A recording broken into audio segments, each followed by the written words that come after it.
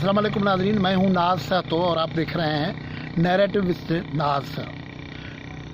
नाज़रीन, आज हम गुफ्तगू करेंगे एक ऐसी बड़ी ख़बर के सिलसिले में जो ख़बर अब पाकिस्तानी पॉलिटिक्स का रुख मुतय्यन करेगी। और ऐसा लग रहा है कि पाकिस्तान में मुख्तलिफ़ इदारे और अपोजिशन के दरमियान जो टकराव वाली सूरत हाल है वो संगीनी की तरफ बढ़ रही है। लेकिन उस सिलसिले में हम ख़बर को आगे बढ़ाएं और आपसे शेयर करें, इससे पहले आप ये चैनल सब्सक्राइब करें, उसको लाइक करें और कमेंट करें। नाज़रीन, आपके इल्म में है कि पीडीएम ने इस्तीफ़ों का कार्ड भी रखा हुआ है और लॉन्ग मार्च का कार्ड भी रखा हुआ है।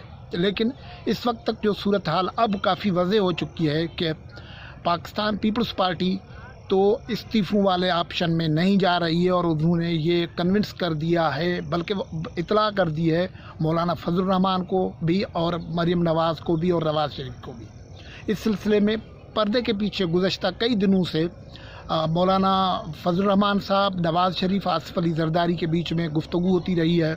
और सूरत हाल अब ऐसी हो गई है कि 2 जनवरी को जो सरबराही इजलास होने की बात हो रही है, मुमकिन है कि उसमें आपको ये भी नज़र आए कि नवाज़ लीग और पीपल्स पार्टी के दरमियान जो इस वक्त दूरी नज़र आ रही है वो शायद ज़्यादा कुर्बत नज़र आए और दूरी किसी और जगह नज़र आए आपको। क्योंकि जो हमारे अंदरूनी ज़राए हैं वो हमें बता रहे हैं कि इस पे तफसीली बात हुई है मियाँ नवाज़ शरीफ के साथ आसिफ जरदारी की, और उन्होंने उसे बताया कि हमारा जो तजर्बा है कि इलेक्शन के प्रोसेस से अगर कोई आउट होता है, बॉयकॉट करता है, तो ऐसी बाद में फोर्सेस बीच में आ जाती हैं जो आइंदा के लिए बड़ी मुश्किलात पैदा कर देती हैं। जैसे 1985 में जो इलेक्शन हुआ था, नॉन पार्टी बेसिस पे इलेक्शन हुआ था, और उस इलेक्शन के नतीजे में हम ये हुआ था कि पीपल्स पार्टी ने MRD के फोरम से बाइकआउट किया था, और उस बाइकआउट की वजह से ये हुआ कि नॉन पार्टी बेसिस पे ऐसी पॉलिटिकल फोर्सेस मैदान में आ गई जिनसे आज तक पीपल्स पार्टी या डेमोक्रेटिक फोर्सेस को जान छुड़ाना मुश्किल हो गया है।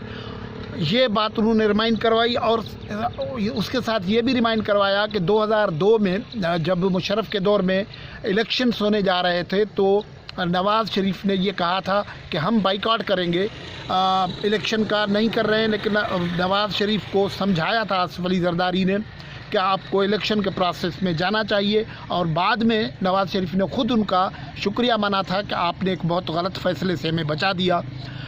इसलिए वो कहते हैं कि ये हमारा प्रिंसिपल फ़ैसला है पीपल्स पार्टी का कि हम बाइकआउट नहीं करेंगे और डेमोक्रेटिक फोर्सेस डेमोक्रेटिक प्रोसेस से बाहर निकल नहीं सकती। ये बात उन्होंने समझाने की कोशिश की है। उनको भी मौलाना फजलुर रहमान साहब से भी उन्होंने यही बताया हुआ है। लेकिन मौलाना फजलुर रहमान और पीपल्स पार्टी के दरमियान इस वक्त काफ़ी फासले बढ़े हुए हैं। उस अंदाज़ा लगाएं कि पिछले दिनों मौलाना फजलुर रहमान साहब को दावत दी गई है 27 दिसंबर की बेनज़ीर भुट्टो की बरसी के सिलसिले में, लेकिन अभी तक वो कंफर्म नहीं है कि वो आएंगे या नहीं जाएंगे। उस जलसे में इम्कानात ये हैं कि मौलाना साहब वहाँ मौजूद नहीं होंगे। और उसके अलावा गुज़श्ता दिनों लाड़काना में शहदा इस्लाम कॉन्फ्रेंस हुई थी, उसमें भी मौलाना साहब लाए हुए थे, लेकिन पीपल्स पार्टी ने कोई कर्टसी कॉल नहीं की थी। इसलिए ये फासले बढ़े हुए हैं। और इन साइड में जो पीडीएम के लिए मसाइल हैं वो ये हैं कि अब इस वक्त तीनों पार्टियां हुकूमती और उनके सरकारी जो इदारे हैं उनके अटैक के नीचे हैं, असॉल्ट के नीचे हैं। पीपल्स पार्टी में भी इस किस्म की सूरत हाल पैदा करने की कोशिश की गई है। मौलाना फजलुर रहमान ने JUI ने जो कल गुज़श्ता दिनों प्रेस कॉन्फ्रेंस की थी मरकज़ी मजलिस आमला के बाद, उसके बाद मुकम्मल तौर पर अमीन गंडापुरी और शिबली फराज आए हुए हैं, और उन्होंने ये इदारे से टकराव वाली बात जो की है उसकी वजह से भी एक परेशानी की सूरत हाल नज़र आती है। यहाँ फिर जो सूरत हाल ये है कि तंजीमी कमेटी JUI की जो है उन्होंने भी 4 सीनियर तरीन लीडर हैं जमीयत उलमा इस्लाम में, उनके ख़िलाफ़ तादीबी कार्रवाई की है, जिसमें ख़ुद ये अब पार्टी को देखना पड़ेगा कि उनका रिएक्शन क्या आता है। क्योंकि उनके निकालने की बात तो की गई है, लेकिन एक मौका उनको दिया गया है हाफिज़ हुसैन अहमद साहब को, मौलाना मोहम्मद ख़ान शेरानी को, नसीब गुल साहब को और शुजाउल्लाह साहब को, जो JUI के लीडर्स हैं, जो मौलाना फजलुर रहमान की पॉलिसी से इख्तलाफ कर रहे थे। लेकिन कमेटी इस नुक्ते पे पहुंची कि मोहम्मद खान शेरानी साहब ने तो ख़ुद को पार्टी से बड़ा समझा, उन्होंने कोई बयान नहीं दिया। हाफिज़ हुसैन अहमद साहब ने एक मरतबा बयान रिकॉर्ड करवाया, उससे वो उन्होंने अपना मौक़िफ़ बदलाया।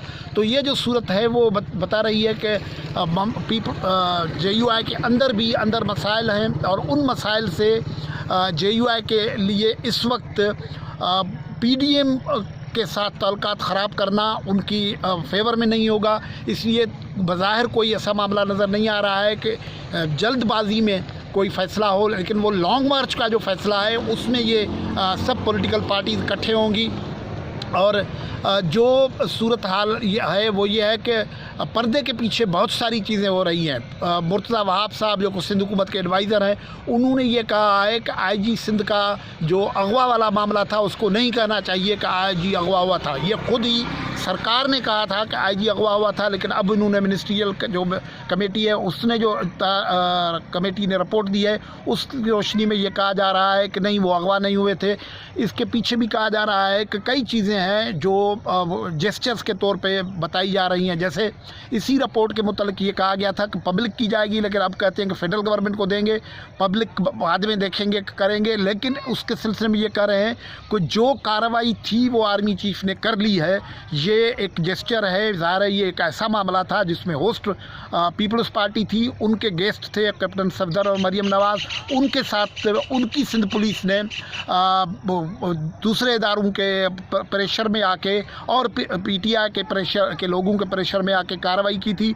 लेकिन अब उसको उस तरीके से सख्ती से नहीं लिया जा रहा है जो पहले दिन इंस्टेंटली जिस तरीके से उसको लिया गया था। बिलाल भुट्टो ने आर्मी चीफ से मुतालबा किया था कि तहकीकात करवाई जाए, वो अब उस सतह की शिद्दत से मुतालबा नहीं किया जा रहा है। और ये जेस्चर्स हैं जो पर्दे के पीछे मुख्तलिफ कनेक्शंस अंडरस्टैंडिंग्स बन रही है।